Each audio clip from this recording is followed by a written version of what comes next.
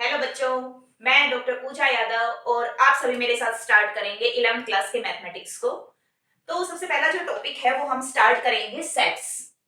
पर इस सेट्स के टॉपिक को स्टार्ट करने से पहले हम एक वर्ड के बारे में जानेंगे। किसके बारे में? कलेक्शन। कलेक्शन ऑफ ऑब्जेक्ट्स क्या होती है, कलेक्शन के बारे में जानेंगे। आप सभी के घर में आपकी मम्मी जो है वो मार्केट गई, ठीक है, मार्केट गई, उसने कुछ चीजें खरीदी। क्या क्या? चलो जानते हैं। मान लीजिए उसने क्या क्या खरीदा। मेकअप का सामान ले लिया। सबकी मम्मियां करते तो हैं, मेकअप तो जरूर लेके आएंगे, मार्केट जाएंगी तो मेकअप का सामान ले लिया, वेजिटेबल्स ले ली, क्लोथ्स ले लिए, और क्या लेके आई होंगी? मान लीजिए आपकी बुक्स भी ले आई, ठीक है। घर पर आई और ये सारी चीजों को लेकर आई और आप आते ही क्या हो गए? खुश कि मम्मी बहुत सारी कलेक्शन कर लाई। क्या बोलते हैं आप? कि मम्मी बहुत सारी कलेक्शन कर लाई। तो इन सारी चीजों को एक साथ आपने क्या बोला? Collection of some things. But कोई नाम पर्टिकुलर नहीं दे सकते आप इनको। क्या नाम देंगे? सारी चीजों को एक साथ आप नाम नहीं दे सकते। अब आपने क्या किया? इनमें से जो मेकअप का पूरा सामान था वो उठाया और एक प्लेट या थाली या वट जो भी एक बॉक्स लिया, उस बॉक्स के अंदर आपने इस मेकअप के पूरे सामान को रख दिया, ठीक है। मेकअप को सामान को रख दिया। ये पूरा कलेक्शन जो आपकी मम्मी के हाथ में था, इसको तो हम कह रहे हैं कलेक्शन। बट इसमें से हमने एक पर्टिकुलर टाइप की चीज को उठा के एक बॉक्स में रखा, इसको कहेंगे सेट, ठीक है। अब ये कैसे? क्यों? क्योंकि अब ये जो है ये वेल डिफाइंड कलेक्शन हो गई। वेल डिफाइंड मींस एक ऐसी कलेक्शन जो इस तरीके से उसकी डेफिनेशन दे दी गई है कि उसको आप अपने कमरे के अंदर बैठे हुए भी मेकअप का सामान ही बोलेंगे और 1000 किलोमीटर दूर बैठा इंसान भी उस बॉक्स को देख के यही कहेगा कि इसमें मेकअप का सामान है, ठीक है। तो ये collection of some things of makeup, तो पर्टिकुलर टाइप हो गई उस कलेक्शन की। जब कलेक्शन सेट कलेक्शन होता है, डेफिनेटली होता है, बट ये कलेक्शन होता है स्पेशल टाइप की कलेक्शन। उसका पर्टिकुलर नाम होना चाहिए और वो नाम ऐसा होना चाहिए, वो आपके लिए भी वही होना चाहिए और ऑस्ट्रेलिया में बैठे हुए इंसान के लिए भी वही होना चाहिए, सेम टाइप। तो जो आपकी जो बुक की जो डेफिनेशन है वो यही है, a well defined collection of objects. Objects को हम एलिमेंट भी बोलते हैं, थिंग्स भी बोलते हैं। ये जो वेल डिफाइंड है इसका एक्चुअल मीनिंग यही है, यूनिवर्सल ट्रूथ। यूनिवर्सल ट्रूथ कि जो ये कलेक्शन हो गई, ये यूनिवर्सल ट्रूथ हो गई। अब इसको कोई चैलेंज नहीं कर सकता कि ये मेकअप के अलावा कुछ और भी है। इसमें जो सामान पड़ा है वो मेकअप का ही कहलाएगा। दूसरे बॉक्स आपने कोई उठाया, उसने रख दी वेजिटेबल्स, तो अब इसमें जो भी रखी हुई है उनको वो वेजिटेबल्स ही कहा जाएगा कि कलेक्शन ऑफ वेजिटेबल्स। पर्टिकुलर नाम हो गया है, इसको आप भी वही कहेंगे और वहां बैठा इंसान भी यही कहेगा। ये यूनिवर्सल ट्रूथ हो गया है, इसलिए अब ये हो गए सेट। इनको कहते हैं हम सेट और इसको कहते हैं हम कलेक्शन, जिसका हम पर्टिकुलर नाम नहीं दे सकते। और यही आपकी डेफिनेशन है, a well defined collection of objects और एलिमेंट्स। क्लियर? तो बच्चों अब तक का आपको बेसिक कंसेप्ट जो है सेट्स का वो अच्छे से क्लियर हो गया होगा। अब उसको और अच्छे से समझने के लिए मैंने यहाँ पे 4 स्टेटमेंट्स लिखी हैं। चलिए उसको देखते हैं, उन स्टेटमेंट्स को। तो पहली स्टेटमेंट्स क्या है? The collection of all states in India. All states in India, India में कितने स्टेट्स हैं? कमेंट बॉक्स में बताइएगा। तो ऑल स्टेट्स इन इंडिया का जो सेट है, जो भी सेट आएगा स्टेट्स का, उस सेट में जितने भी एलिमेंट होंगे वो यूनिवर्सल ट्रूथ है, सबके लिए वही है, चाहे वो कोई भी हो, वो चेंज तो होने वाला है नहीं। तो ये आपका क्या बनेगा? जो ये कलेक्शन है वो आपकी क्या बनेगी? सेट बनेगी। मैं यहाँ एस जो है वो सेट के लिए रिप्रेजेंट कर रही हूँ और यहाँ पर सी जो है वो कलेक्शन के लिए रिप्रेजेंट करेंगे। तो इसमें देखेंगे कौन सी कलेक्शन है, कौन से सेट है। सेकंड स्टेटमेंट क्या है? The collection of vowels in English alphabet. अब इंग्लिश अल्फाबेट में आपके कितने वावल होते हैं? ए, ई, आई, ओ, यू। अब ये इंग्लिश अल्फाबेट्स के अंदर यही वावल है, ये हर जगह यही है, चेंज नहीं होने वाला। तो ये भी क्या हुआ आपका? सेट। नेक्स्ट देखते हैं, the collection of tall students in your school. अब आपके स्कूल में कोई 3 फुट का बच्चा है, उसके लिए 4 फुट वाला भी टॉल ही है। लेकिन 4 फुट का बच्चा है उसके लिए 5 फुट वाला टॉल है, 4 फुट वाला के लिए 4 फुट वाला जो उसका दोस्त है वो उसके लिए टॉल नहीं कहलाएगा, लेकिन 3 फुट वाले के लिए तो वो दोनों टॉल है। तो ये जो है, ये जो कलेक्शन निकल कर आएगी वो person to person different different निकल कर आएगी, वो कोई पर्टिकुलर एक सेट नहीं निकल के आएगा, ये पर्सन टू पर्सन अलग अलग हो जाएगी। हाँ, अगर हम इस टॉल स्टूडेंट की डेफिनेशन, अगर हम इसको डिफाइन कर दे कि टॉल स्टूडेंट्स ऑफ 5 और मोर देन 5 फीट, अब ये डिफाइंड हो गया कि आपके स्कूल में वो टॉल स्टूडेंट्स, जब ये सिर्फ इतनी जब ये लाइन थी कि the collection of tall students in your school, तो ये क्या कहला रही थी, कलेक्शन। बट अगर मैंने इसमें ये ऐड कर दिया कि टॉल स्टूडेंट्स ऑफ 5 और मोर देन 5 फीट, कि 5 और 5 से ज्यादा फीट वाले जो बच्चे हैं उनकी कलेक्शन, अब ये अच्छे से डिफाइंड हो गया। अब आपके स्कूल में जितने भी बच्चे हैं उनमें से जिनकी भी 5 और 5 फीट से ऊपर की जो हाइट है वो एक पर्टिकुलर कलेक्शन बनाएगी और वो उन्हीं स्टूडेंट्स की बनेगी। अब वो चेंज नहीं हो सकती, पर्सन टू पर्सन अब चेंज नहीं हो सकती। तो अब इस केस में ये क्या बन जाएगा, सेट बन जाएगा। ये पहले क्या था, कलेक्शन, लेकिन अब क्या बन गया, सेट। नेक्स्ट को देखते हैं। नेक्स्ट क्या कह रहा है, the collection of good players in cricket team of India. Good players, अब अच्छे प्लेयर की कोई पर्टिकुलर डेफिनेशन नहीं है, सबके लिए अलग अलग है। कोई बॉलिंग करने वाले को अच्छा प्लेयर मानता है, अच्छी बॉलिंग करता है, अच्छा प्लेयर है। कोई बैट्समैन को अच्छा प्लेयर मानता है, कोई उसको अच्छे से टीम को डील करता है, उसको अच्छा प्लेयर मानता है। अच्छे प्लेयर की कोई पर्टिकुलर डेफिनेशन नहीं है, तो अच्छे प्लेयर्स की जो कलेक्शन है वो पर्सन टू पर्सन चेंज हो जाएगी। तो ये आपकी क्या कहलाएगी, ये कलेक्शन, नॉट ए सेट। तो बच्चों अभी तक जो है आपको सेट्स का, कलेक्शन का बेसिक कंसेप्ट अच्छे से क्लियर हो गया होगा। मैंने जो 4 एग्जांपल लेके आपको जो सिखाने की कोशिश की है शायद उससे भी और अच्छे से क्लियर हुआ होगा। तो उसी चीज को ध्यान में रखते हुए और उसी चीज को सीखकर मैं आपसे एक सवाल कर रही हूँ और उसका आंसर आप कमेंट बॉक्स में बताइएगा। आपका घर है, घर के अंदर क्या क्या है, रूम्स हैं, किचन है, बाथरूम है, हॉल है, ये सारी चीजें हैं आपके घर के अंदर। तो आप मुझे ये बात बताइए कि जो आपका घर है वो कलेक्शन है या सेट है, और अंदर के जो रूम्स हैं, बाथरूम है, किचन है, ये सब जो है वो सेट है या आपके वो भी कलेक्शन ही है। ठीक है, तो अब इस चीज को यहां तक आने के बाद अब हम कलेक्शन और सेट के अंदर जो बेसिक डेफिनेशन, जो डिफरेंसेस हैं वो आपको मैं बताऊंगी यहाँ पर। तो बेसिक डिफरेंसेस के लिए सबसे पहला डिफरेंस क्या है यहाँ पर, कि जो कलेक्शन है वो क्या होती है, जनरल ग्रुपिंग ऑफ थिंग्स और ऑब्जेक्ट्स। कि आपको जो ग्रुपिंग करनी है, आपने चीजों को लाना है और इकट्ठा करके एक जगह पे रख दिया, उसकी ग्रुपिंग कर दी है।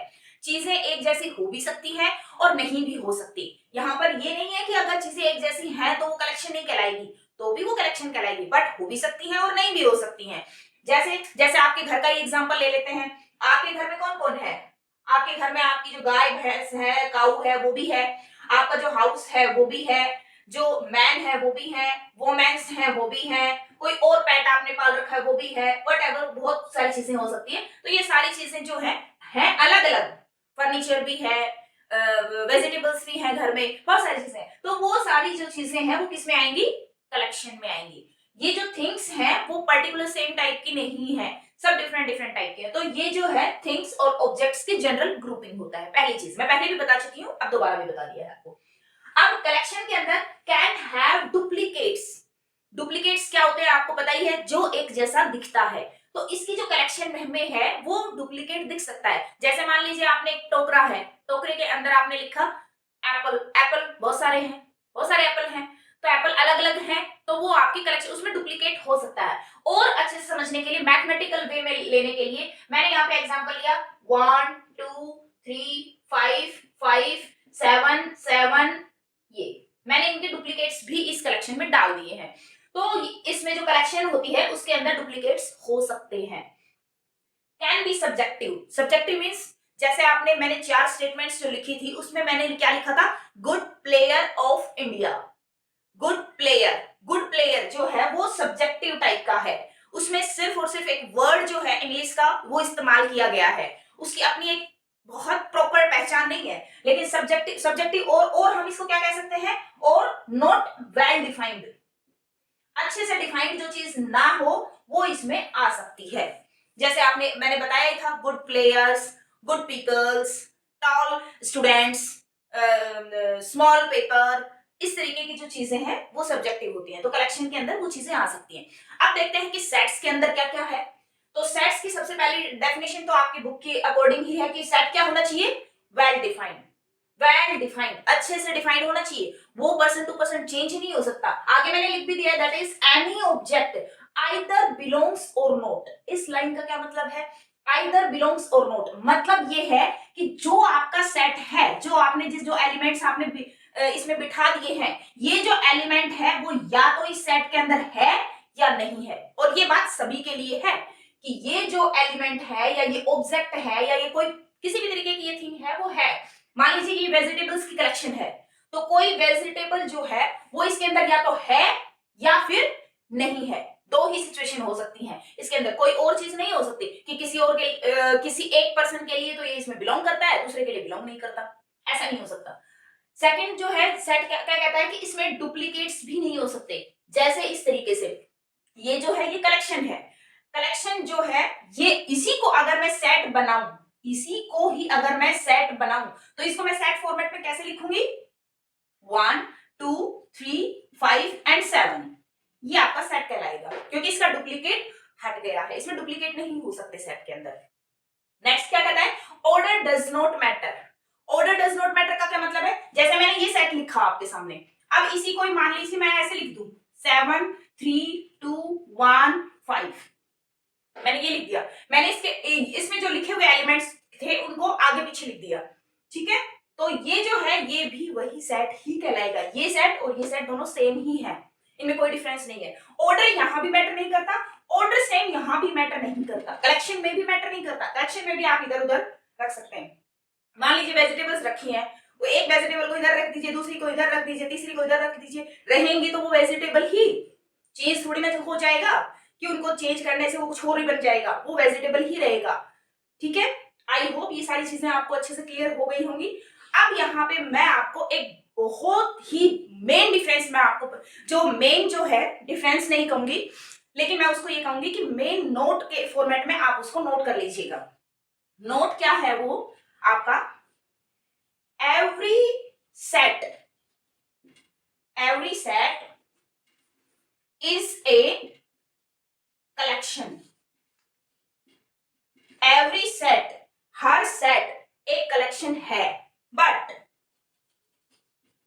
Every collection need not be A set.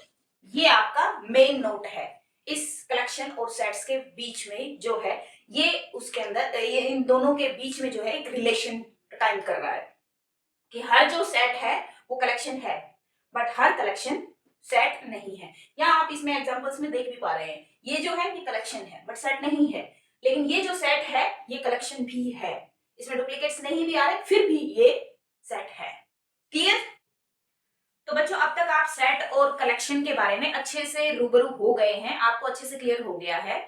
अब आगे हम चलते हैं उसके description and representation of set. ये क्या है, सेट की मतलब उसकी शक्ल कैसी है, दिखता कैसे है। तो जो यहाँ पे जो सेट है, सेट को रिप्रेजेंट करने का, दिखाने का जो है दो ही तरीके हैं। पहला तरीका है आपका रोस्टर फॉर्म, और दूसरा तरीका है आपका सेट बिल्डर फॉर्म, ठीक है। तो जो मेनली जो आपके बुक्स में या आप मैथ्स में ज्यादातर जो है इस फॉर्म को देखेंगे, जो आपका जो भी प्रॉब्लम होगा वो कुछ इस फॉर्म में लिखा हुआ ज्यादा दिखाई देगा, ये भी हो सकता है बट ये ज्यादा होगा, तो इसको अच्छे से समझेंगे। पहले इसको पढ़ते हैं कि रोस्टर फॉर्म क्या होती है।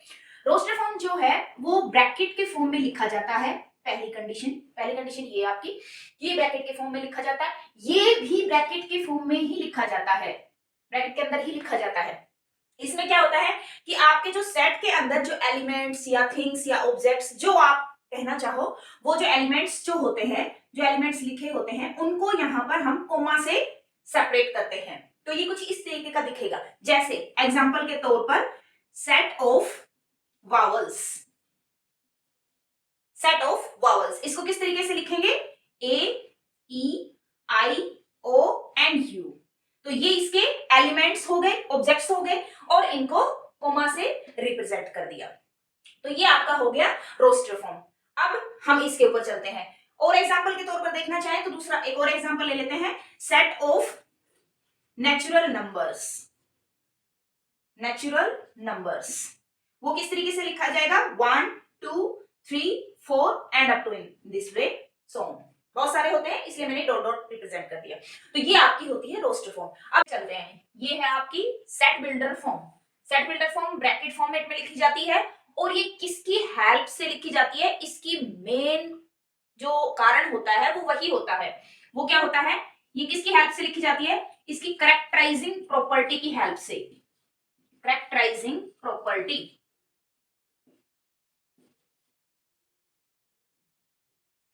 अब ये क्या है? करेक्टराइजिंग प्रॉपर्टी को रिप्रेजेंट किया जाता है px से, एंड इसको रीड किया जाता है this property hold for all elements of x in that set. px characterising property read कैसे की जाती है? कि this property holds for all elements x belongs to that particular set. ये इस तरीके से रीड की जाती है। होती क्या है? अब हम इस चीज के ऊपर आते हैं।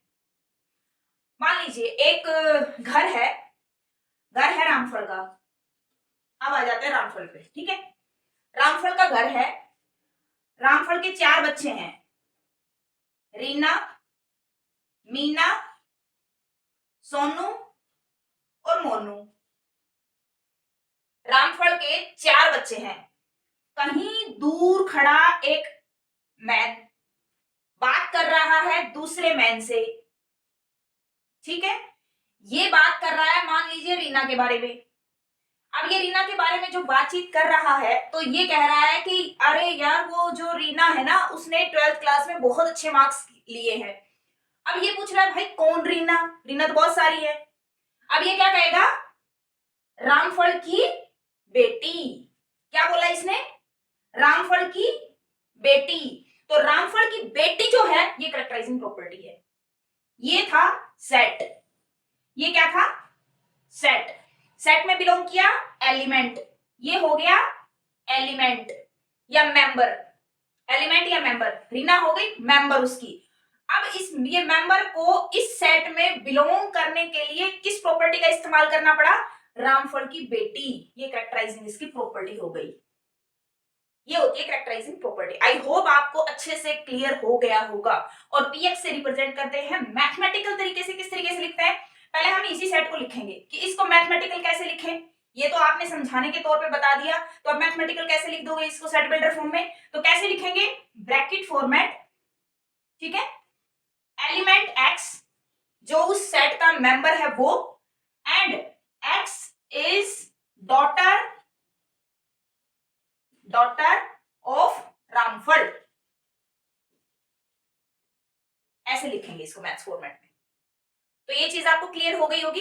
ये आपकी जो है सेट बिल्डर फॉर्म होती है, ठीक है। अब जो px वाली जो प्रॉपर्टी है, अब आप कहेंगे मैडम ये px वाली जो प्रॉपर्टी है ये तो हमें पता चल गया कि ये वाली प्रॉपर्टी है, बट मैथ्स में कैसे लिखते हैं? चलो इसको भी लिखते हैं। तो ये जो है सेट बिल्डर फॉर्म px की फॉर्मेट में कैसे लिखा, मैं इसी को कर रही हूं यहीं पर। इसको कैसे लिखा जाता है? x such that x satisfies, या हम कहेंगे होल्ड्स प्रॉपर्टी px। इसको मैथमेटिकल इस तरीके से लिखा जाता है। ये इन दोनों में डिफरेंस है। यहां पर जो एलिमेंट्स होते हैं वो डिफरेंट दिखाए जाते हैं by the help of commas, इनकी हेल्प से। वहां पर जो है वहां पर ब्रैकेट फॉर्मेट ही होता है, बट जो एलिमेंट है एलिमेंट बिलोंग कराया जाता है by the characterising property px। ये इन दोनों में डिफरेंस है। अब बात करते हैं कि क्या हर सेट को एक में लिखा जा सकता है, दूसरे में लिख सकते हैं, या दोनों में लिखा जा सकता है, या किसी एक में ही लिखा जा सकता है? तो बेटा इस सवाल के लिए मैं क्या कहना चाह रही हूं आपको, हर सेट को रोस्टर फॉर्म में भी लिखा जा सकता है और सेट बिल्डर फॉर्म में भी लिखा जा सकता है, दोनों ही फॉर्म में लिखा जा सकता है। अब हमने यहाँ पे जो ये सेट लिखे हैं, ये दोनों हम इनको सेट बिल्डर फॉर्म में बनाते हैं। ये लिखा हमने, इसका सेट बिल्डर फॉर्म क्या बनेगा? x is vowel of English alphabet।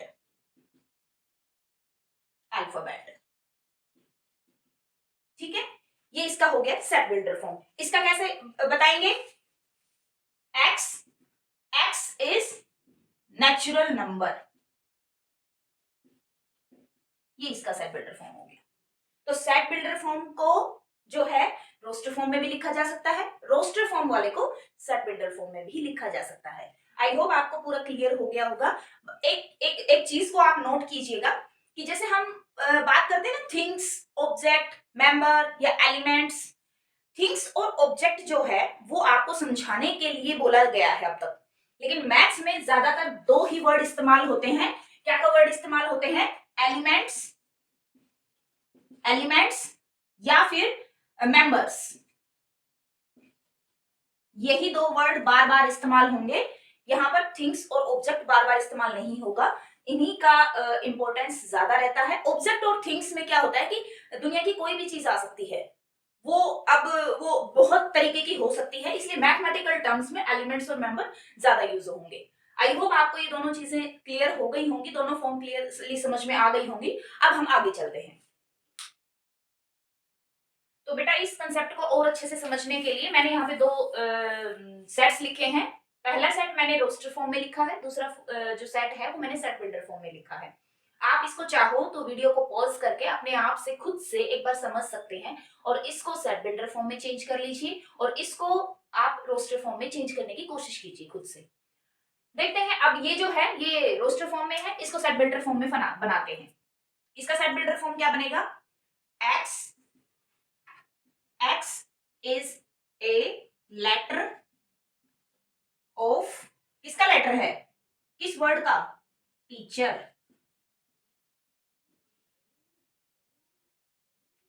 तो ये इसका सेट बिल्डर फॉर्म हो गया कि X is a letter of teacher, इसी से लेटर उठाया गया है इसके अंदर, तो इसका एक लेटर है, तो ये इसका सेट बिल्डर फॉर्म हो गया।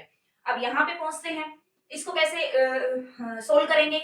सोल्व करने के लिए सबसे पहले जो इक्वेशन दी हुई है ये पढ़िए, x is an integer, it may be positive और नेगेटिव। आप सभी को मालूम होना चाहिए इंटीजर्स कौन कौन से होते हैं। कौन कौन से होते हैं इंटीजर्स? नेगेटिव से लेके -3, -2, -1, 0, 1, 2, 3 up to in this way, ये सारे इंटीजर्स होते हैं। ठीक है, तो x इज एन इंटीजर, वो इंटीजर मतलब इस कलेक्शन में से वो इंटीजर जो इस प्रॉपर्टी को सेटिस्फाई करते हैं, ये आपकी कैरेक्टराइजिंग प्रॉपर्टी है। तो सबसे पहले इस कैरेक्टराइजिंग प्रॉपर्टी को आप सोल्व करेंगे। इसको जब सोल्व करेंगे तो क्या करेंगे? x² is equal to 9, x is equal to +-3। तो ये दोनों जो एलिमेंट हैं वो इस प्रॉपर्टी को सेटिस्फाई करते हैं, तो फिर इनका जो है जो रोस्टर फॉर्म है वो इस सेट का क्या बनेगा? -3 and 3, ये सेट बनेगा। ये पूरा जो है लिखा हुआ है सेट बिल्डर फॉर्म में, इसका रोस्टर फॉर्म में ये इस तरीके से रिप्रेजेंट होगा, -3, 3। क्लियर? इन दोनों एग्जांपल से आपको क्लियर हो गया होगा। और आगे हम लास्ट में हम आपको और क्वेश्चंस प्रोवाइड कर देंगे आपके प्रैक्टिस के लिए, तो आप उससे प्रैक्टिस कर सकते हैं। चलो आगे चलते हैं। तो अब हम आगे जो है सेट्स की कुछ स्टैंडर्ड नोटेशंस को स्टडी करेंगे। हम उसके बारे में जानेंगे कि कौन कौन से स्टैंडर्ड नोटेशंस होती हैं, उनको किस तरीके से रिप्रेजेंट किया जाता है। ये नोटेशंस जानना आपके लिए इसलिए जरूरी है क्योंकि आपकी बहुत सारी जो प्रॉब्लम्स हैं, बहुत सारे जो क्वेश्चंस हैं, उनमें ये रिप्रेजेंटेशन जो नोटेशन होती है उसकी फॉर्म में लिखा हुआ आता है। तो अगर आपको मालूम होगा कि ये नोटेशन उस तरीके के सेट की है तो आप उसको इजीली समझ पाएंगे और क्वेश्चंस को आराम से सोल्व कर पाएंगे। तो सबसे पहली स्टैंडर्ड नोटेशन क्या है? n किसको रिप्रेजेंट करता है? नेचुरल नंबर को। नेचुरल नंबर कौन से होते हैं? That is 1, 2, 3 up to in this way. ये सारे जो होल नंबर के टाइप के होते हैं ये सारे नेचुरल नंबर्स होते हैं, इनमें पॉइंट वाले नंबर्स नहीं होते हैं। और ये 1 से स्टार्ट होते हैं, 1 से लेके आगे बढ़ते चले जाइए, सारे नंबर्स नेचुरल नंबर में आते हैं। दूसरा क्या है, जेड से रिप्रेजेंट होता है, और जेड क्या होता है, सेट ऑफ, इसको क्या बोलते हैं, सेट ऑफ इंटीजर्स। ये कौन से नंबर होते हैं, मैंने पहले भी बताया है, अभी दोबारा से बता देते हैं। सारे negative numbers -3, -2, -1, 0, 1, 2, 3 up to in this way, ये सारे जो है ये इंटीजर्स होते हैं। ये भी पॉइंट फॉर्मेट में नहीं होते हैं, चाहे नेगेटिव में हो या पॉजिटिव में हो, होल टाइप के ही नंबर रहते हैं, लेकिन नेगेटिव और पॉजिटिव दोनों ही इंक्लूड होते हैं, इनको हम सेट ऑफ इंटीजर्स कहते हैं। नेक्स्ट आता है जेड प्लस। जेड प्लस क्या होता है, set of all positive integers. इनमें से सारे जो पॉजिटिव नंबर्स हैं 0 से लेके सारे आगे वाले numbers, that is 0, 1, 2, 3 up to this way, ये सारे जो नंबर्स हैं ये आपके set of all positive numbers होते हैं और इसको रिप्रेजेंट किया जाता है जेड प्लस से। नेक्स्ट आता है आपका क्यू। क्यू जो है वो आपका होता है set of rational number. Set of rational number में किस तरीके के नंबर्स आते हैं, P by Q फॉर्मेट के, P by Q, where P and Q belongs to Z, integers से बिलोंग करता है, and Q does not equal to 0, Q जो है वो 0 नहीं होना चाहिए, क्योंकि अगर ये 0 हो गया तो ये तो डिफाइंड ही नहीं होगा ये नंबर, तो इसलिए ये P by Q फॉर्मेट के नंबर होते हैं। इनमें पॉइंट वाले नंबर्स भी आते हैं और इस तरीके के जो होल नंबर होते हैं वो भी इसमें आते हैं।